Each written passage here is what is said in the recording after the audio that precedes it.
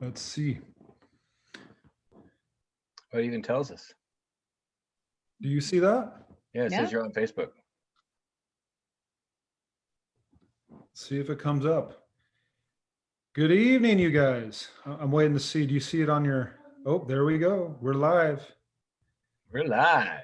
We're live, y'all. What's happening, everybody? What's going on, Linda? It's not just Scott here tonight. Your husband is on here. How are you guys? How's everyone doing tonight? Monday night, as is church. We're trying something a little different here. What's up, Doug? How you doing? Hey, what's up, guys? What's up, Cindy? Good to see you guys on Monday night. I'm joined here by an amazing panel of guests for Monday Night Facebook. You probably recognize my beautiful wife, Gwenna. Hi, everybody. And then also Eldridge representing. What's up? Hey, how's everybody doing? Doing good, doing good. And also we got Dave, big time Morford. Hey. You guys have probably seen Dave leading worship, or he's usually behind the scenes overseeing our sound, media, and tech. And tonight, they've all joined me to discuss yesterday's message. We're going to review that. But how are you guys doing tonight? Doing good. Doing good. Doing good? Yeah. Eldridge, what are you representing there with your screen there? Oh, that's my virtual background. I'm just chilling on the porch, and it like it's Friday, but Smoky? Where are you at, Gwenna? I'm in my bedroom, in my bed, where I've been spending a lot of time just hanging out. Oh, yeah. Well, it's good to join everybody here on Facebook. Good to see you guys where people are jumping on here. I thought tonight, instead of doing Scott's thoughts, we would just gather the thoughts of a few of us and discuss the message from yesterday, the text from yesterday. If you weren't with us, we launched a new message series entitled Life Changing Prayer. Have any of you guys ever had life changing prayer? Absolutely. Move when you prayed? Yeah? Absolutely, yes. Yeah, we learned in Psalm 139, verses 23 through 24, that's what we covered yesterday, that David had a life-changing prayer life. His enemies were opposing him, and he was facing questions regarding his motivation and what he was doing. And then instead of defending himself and becoming all bent out of place and reacting, he went to God in prayer. And the entire Psalm of 139 is a beautiful expression of David's heart, and I know one that we can learn from. And so tonight, we're going to spend a little time processing that together, not only the four of us, but with so many of you here on Facebook. I see you're on. Let me read this scripture from yesterday. Dave has it posted right there on the feed.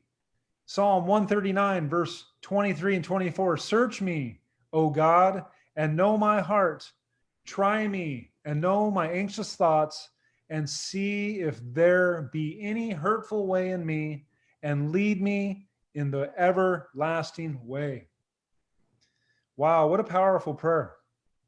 And yesterday I broke that down into 4 different sections. And I think let's just process that a little bit here tonight. The first one that I talked about was the search me part, where David said, search me, God, test my motives, show me what's going on within me. And I know for me, I shared a story yesterday about how God had really moved in my life over the last 10 years when I prayed this prayer. And I know that can be kind of risky to ask God to search my heart. Have any of you ever asked God, anybody here on the panel or online, have you ever asked God to search your heart? Yes or no? And what was that like? Well, it's a pretty scary proposition to Because, God knows us more than anybody. God knows me more than I know me. And for him to show me my blind spots and things that I really don't want to see, and that, it's easy to do it and then go, man, I'm not doing that again. Because it's a really tough thing. And it's not a thing you can do once. It's a thing we really should be doing daily. And but it's difficult. And so to be real.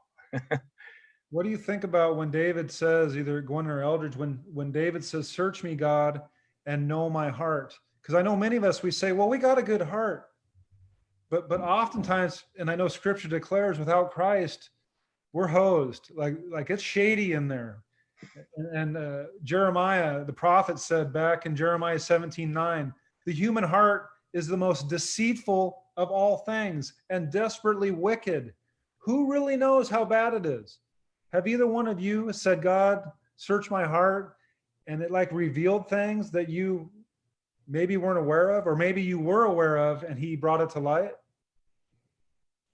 I think what Dave said was good. God knows us even better than we know ourselves. And I think sometimes we don't even know our own heart. I think in our human nature, it's very selfish. And I think for me, I may be feeling like my heart is pure, and maybe it's not always. And so I think it's a really great prayer for us. Do you think it's important for a wife to search a husband's heart and point out the sin in his life? Gwenna, what do you think of that? Well, I don't know. No, we'll leave that to God. You learned that a long time ago. You can't, it's hard to fix your spouse. It's Doesn't better work. to say, God, please search his heart. Please show him what's going on. Would you agree with that, Eldridge? I agree 100%. It's like it's better to let God do that, because it's hard enough when we even do that. Like it sounds good, and like you said dangerous prayer, because that is a really dangerous prayer. Because really, like I see it as like it's really God exposing our heart to us. You know what I mean? Because He's already knows. So David, that's like a prayer. Really, is like saying, God, show me. Like because you said the how the Bible talks about our hearts is deceitfully wicked. We don't even know.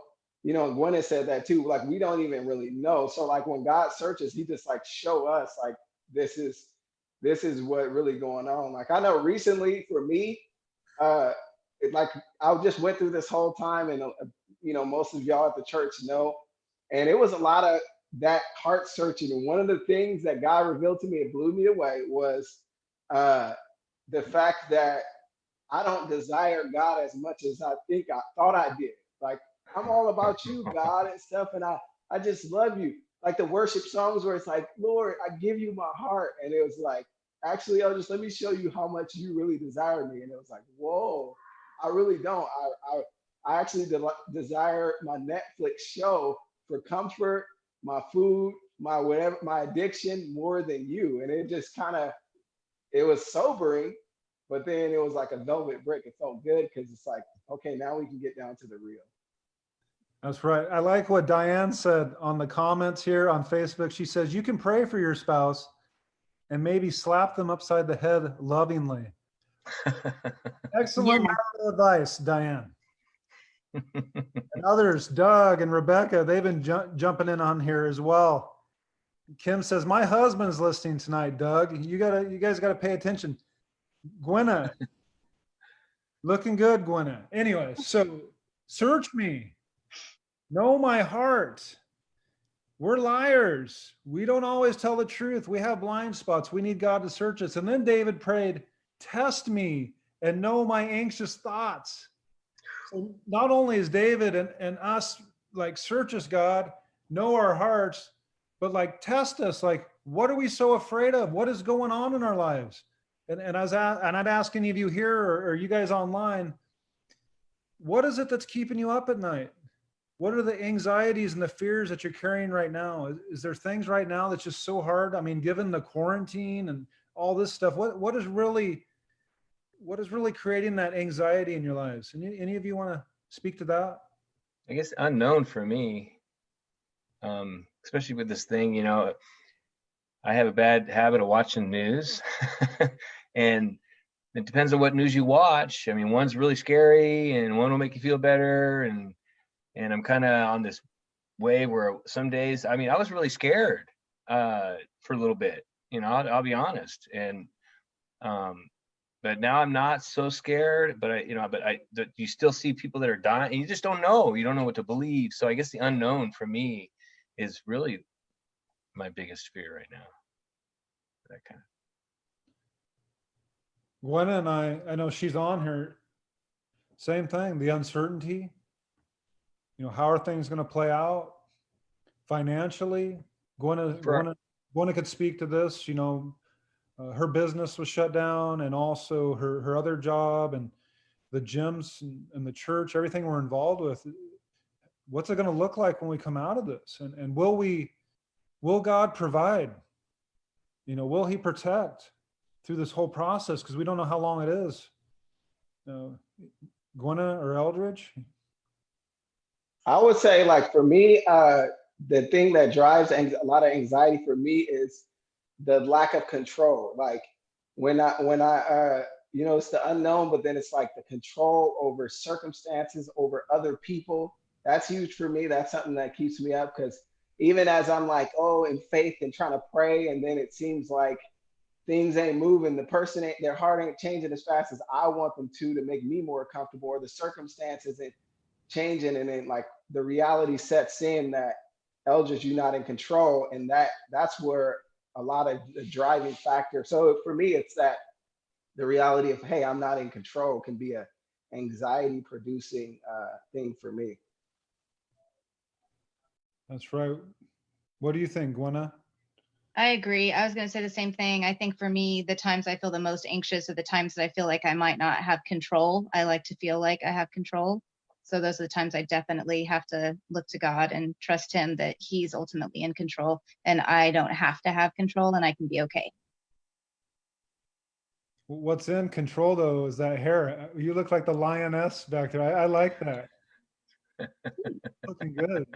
I don't know. Anyways. Hey, y'all got to keep that to a private chat or something. Sorry. Becky says her schedule creates anxiety, and Pam is saying my anxious thoughts are not doing enough. She's being hard on herself. Pam, we're praying for you and everyone who's wrestling with these things. We're all feeling a little uncertain because we don't feel like we're in control. And I think it's important to remember, or at least keep in mind, this principle: the things we fear the most are the areas of life where we trust God the least. Wow. Yeah. Oh, man. I don't even like saying that. It's so convicting. It's like I'm literally just calling myself out by saying Boom. that. Right in your grill, you know. Right. And the fear of failure, the fear of like I've invested my life, or we've invested our lives in certain things, and how is this going to play out?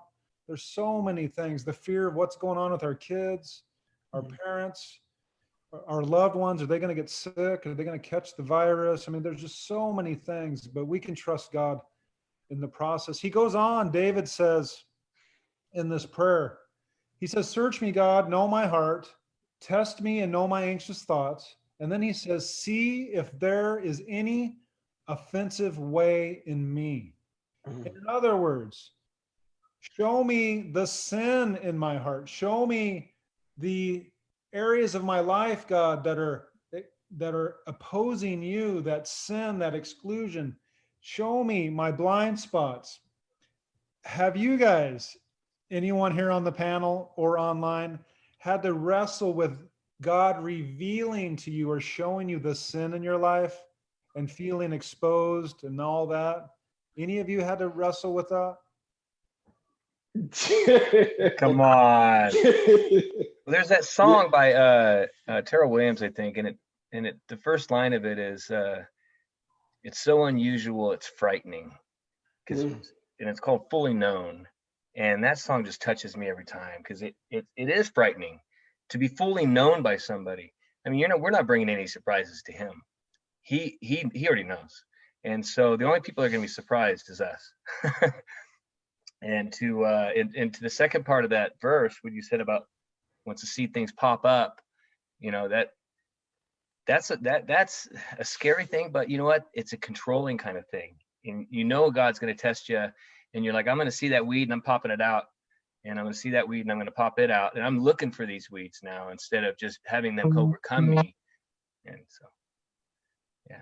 Dave, when you talk about weeds, I think of the Eldridge's background. But anyways, I knew you were going to say that. I think about 420. I mean, I think about mowing my lawn, and there's the dandelions. Instead of pulling them or pulling them at the roots or putting down weed and feed, I just mow them, and just more and more pop up. Instead of actually taking care of the root issues, pulling those, they just keep growing and coming back more than ever. We've got to get down and pull those weeds, that sin out of our life. And it's very important. And yesterday I mentioned 3 questions that we can ask God or ask others in this process of our sin in our lives. Number 1, these are helpful things to ask, is what are other people trying to tell me that's going on in my life? If there's like 2 or 3, or there's a group of people telling you something, maybe you have an issue. Have you guys ever denied people like trying to speak the truth to you and you just don't want to hear it? No. Never? What do you think, Albert? I have, for sure. I mean, I have one of the Holy Spirit who lives with me, named Katrina. Many times that God has used her to speak stuff to me that is, I mean, regardless of that it's just like on point, and it's like immediately it's like, man, I'm not trying to hear that, and my defense mechanism will just start pointing out stuff. Well, you do this, you do that, you do this, you know what I mean? Versus just, but then when I'm like, when I'm alone and I'm with God, then and his voice say, hey, she's right. So yeah, I've had it. And then other people too, mentors, when I sit down and you share them what's going on, and if they a solid, people, which I know the people in my life are solid, then they'll point out stuff to you too. It's like a velvet brick, it's nice and stuff, but it still hits, and you just go away knowing like, yeah, that's true. I need to change that. What do you think? Oh, I just I have a sweet coworker. It kind of reminds me of a story just today that happened. She always tells me, I don't know how you guys do all the things you do, Gwenna. She's like, it's just crazy. I don't know how you ever get to rest. I said, oh, no, it's all good. We have total balance. I have all the balance in my life. And I tell her that on a weekly basis. Every week, she's always like, oh, Gwenna, I don't know how you do it. And so I was on the phone with her this morning, and I said, I'm not coming back working all those hours. And she said, I'm so happy that you've finally seen the light. But I've been avoiding it for a long time. And I hate it when she starts saying it, because I know it's true and it's right. And I don't want to hear it, but it's time to hear it. Amen. The second thing that I brought up yesterday that's helpful to ask when you're praying for God to uncover your sins is, what have I minimized, or what have I rationalized in my life for a period of time? Like, what do I just keep saying, no, that's not a problem, I got a handle on this, it's just what I do, everybody does it, comparing yourself to others. Any of you have anything to speak to that? Like just procrastinating, not dealing with stuff? Oh, I'm king procrastinator.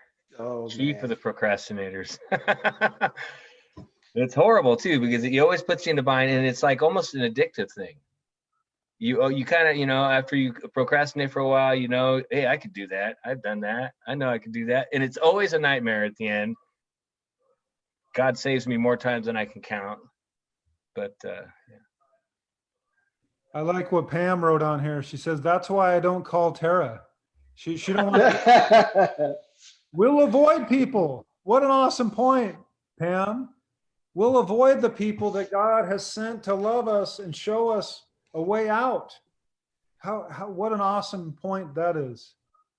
It's so amazing. And the third thing, Yeah. where am I most defensive? Where do I get all bent out of shape when people bring things up? Man, if we look at those areas in our lives where we react or we underreact, there's usually something there. Wouldn't you agree with that? There's usually something there. And I know as David concluded this prayer, and as we kind of wrap this up tonight, he said, see if there's any offensive way in me, God, and then lead me in the way everlasting. So he doesn't just leave us where he found us. You know, you come to God as is and you ask him to search you, you ask him to reveal things, but he'll lead you out. And how beautiful that is that he leads us to the way, the truth, and the life, because he is the way, the truth, and the life. That tells me there's hope for every one of us when we put our faith in him. Woohoo! Have you guys felt like he's led you out of darkness? Yeah, and I love that too, because like when you start getting into like praying for God to show you your heart and all that, it is dangerous and it's scary because there's a lot of, I know like there's a lot of darkness in there and it can be overwhelming, but then this promise that he's the one that's going to lead, because it's like, now what do I do with all this? Okay, my heart is exposed. I got all this stuff. Now what do I do? But it's so reassuring. I've seen in my own life that God leads us out of that. It's not like you just hear, but he takes us and he leads us out of that. Otherwise, we just be lost. It's so amazing that he doesn't leave us where he found us. But I think the challenge is to trust him and to know that he is good and to realize that when we get caught in darkness, we lose sight of what's most important. And we do need a guide oftentimes to guide us out. And God he's the perfect shepherd. He's with us when we walk through the valleys of darkness, and he's with us when we're on the most victorious places, but he's always with us. And I'm so grateful that, and I know we all are so grateful that we can pray to him, we can communicate with him, and he does listen and he does answer, and he will show us the way out. He will lead us. And Amen. Each and every one of us agree with that. And so many of you guys online agree as well. And so tonight, I just want to close in prayer. And I want to thank Gwenna, Dave, and Eldridge, and Smokey, and what was it? Ice Cube. Ice Cube. Ice Cube, yeah. What was called I forget his name in the movie, but that's a great movie. Very. Hey, it's Fridays or something. Yes. Anyways, I want to thank you guys for being here. Love you guys. I want to thank everybody for coming online and joining us. Tammy, Doug, Miguel, I see you on there. And we're just going to close in prayer. So Father God, we thank you that you meet us in our prayers. And we ask you right now, God, please search our hearts. Search us. Show us what's inside. Test us. Show us where we're anxious. Show us our fears, Lord. We want to move towards them. We want to move in a posture and in a heart of faith. Father, just continue to be with us. Uncover our sins. Show us the areas of our life that need to be changed, that need to be handed over to you. So many of us were saying, God, take this from me. But you're saying, give it to me. I'm not going to take anything from you. I want you to give it to me. So God, I pray each and every one of us would give you our heart and give you the things in our lives and trust you as you lead us out. So please be with everyone tonight. I thank you for our time together. In Jesus' name, amen. Amen. Amen. Amen, you guys. Love to see you all on there. Heidi, Jean, Scott, Liz. Elizabeth. Oh, yeah, Craig, Heather. and Smokey. Of course, Liz would know. Craig and Smokey. That's I was bugging me. I'm glad you thought of it. I was like, what is his name?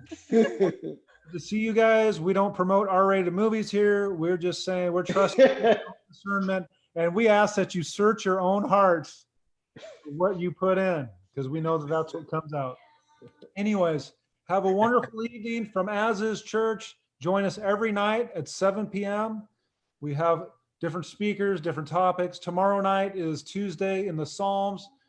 Salty Scott McCracken is going to be leading us there. And then every Sunday morning, we have worship and teaching at 10:30 until we get out of this quarantine. We love you guys. Have a wonderful evening. Bye-bye. Hi. See you guys. Thanks.